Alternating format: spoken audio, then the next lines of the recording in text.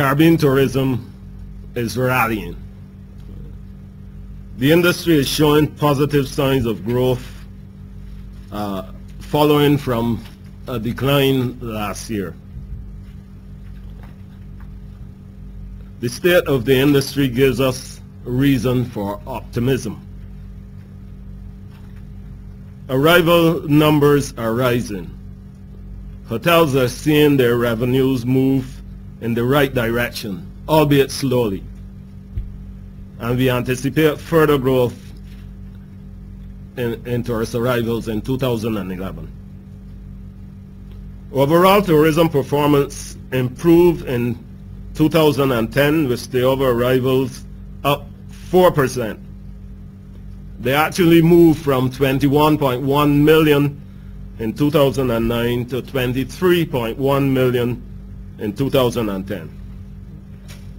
This figure actually puts us back at the level we saw in 2008 prior to the global economic recession and the British air passenger duty which took its toll on Caribbean tourism, particularly tourism in the Eastern Caribbean, where most countries are heavily dependent on the UK market. Cruise tourism also registered an increase and was up 6% in 2010.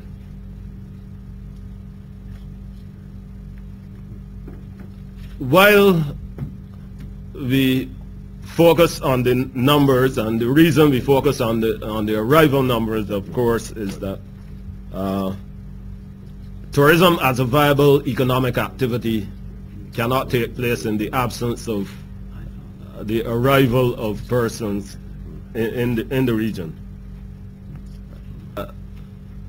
Over the past 40 years, for instance, we move from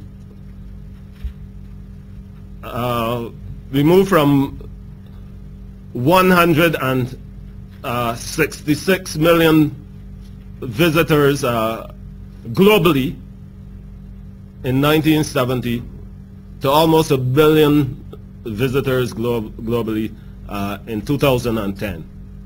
So you can see globally that tourism is really big business, and it is no less so in the Caribbean.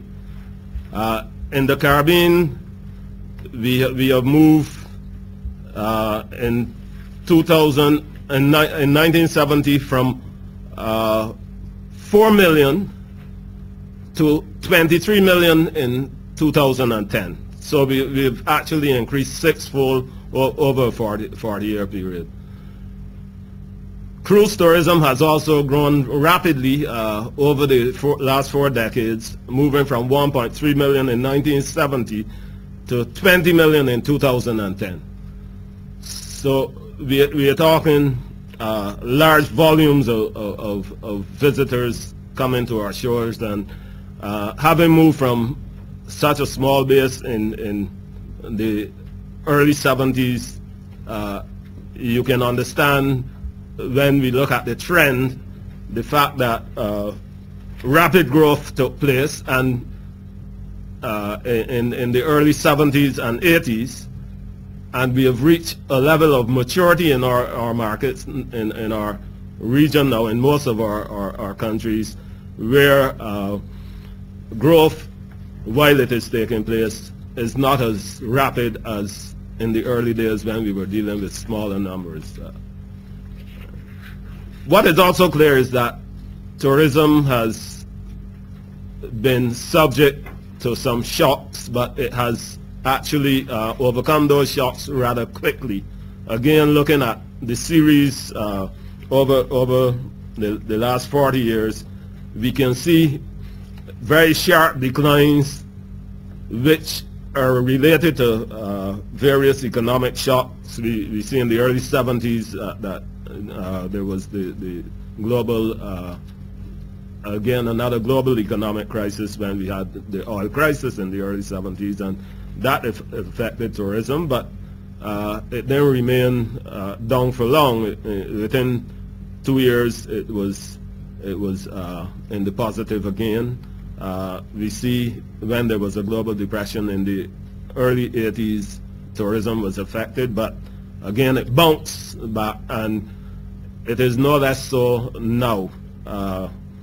We also see, of course, tourism arrivals responding to various marketing initiatives which would have been taken on in the region, and that comes out very sharply in the numbers as well. When we talk about the individual, the sub-region, the CARICOM countries' tourism is bouncing back as well. CARICOM countries recorded a 3.6% rise in arrivals this year, and this was marked by a 2.9% increase in the OECS countries, which would have been under some pressure in the previous year, but they too have shown an increase, as well as the other CARICOM countries, which show a 4% rise in their arrivals. The Dutch Caribbean territories are slow in recovering.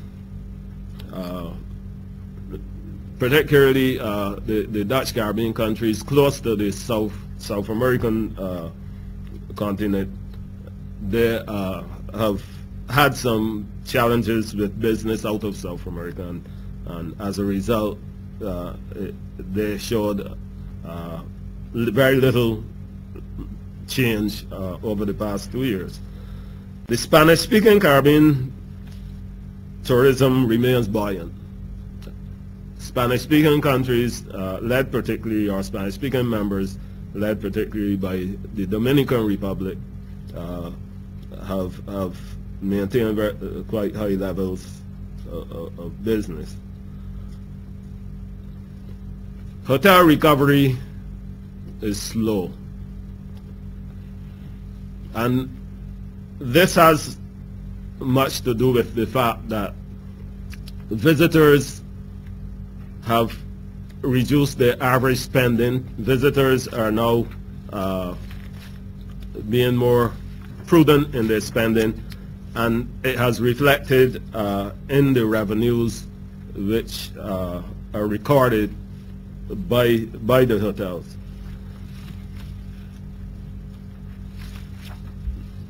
Now, the U.S. market bounced back, and this was quite remarkable when one considers that just a year ago the U.S. market was in decline. The U.S. arrivals actually went up 5.7% in 2010, surpassing the pre-recession level, and we actually recorded 11.5 million visitors from the U.S. to the region. So all indications are that the Americans are coming again in the customary numbers. The Canadian market continues to be buoyant. The Canadian market throughout the recession had remained buoyant, and their average spending showed no material downturn, unlike that of other markets. UK business is down.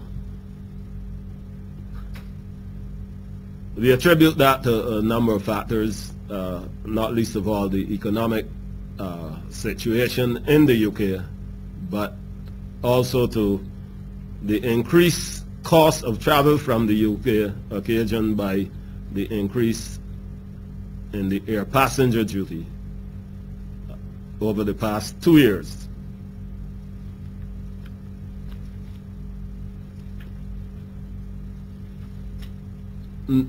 All this notwithstanding, overall the indications are that with the U.S. market returning to normal in terms of numbers, and the Canadian market continuing to perform well,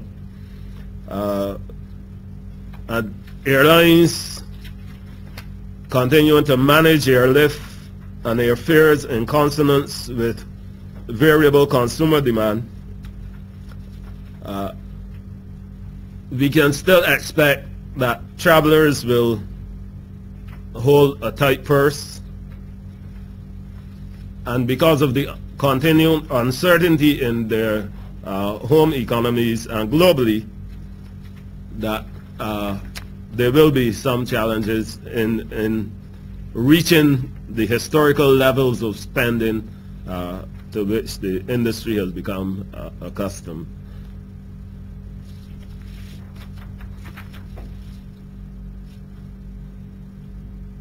Hotel performances, therefore, while they are expected to improve, will improve slowly. We expect the occupancies to continue to increase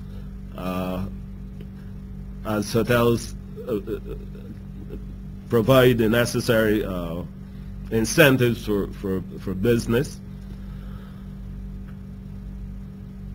And overall, barring any international or regional unforeseen economic or social trauma in the coming year, all the indications are that we can expect to see another increase in our arrivals in the neighborhood of 5% in 2011. The spending, though, we expect will rise more slowly in the vicinity of 3% or so. Thank you very much.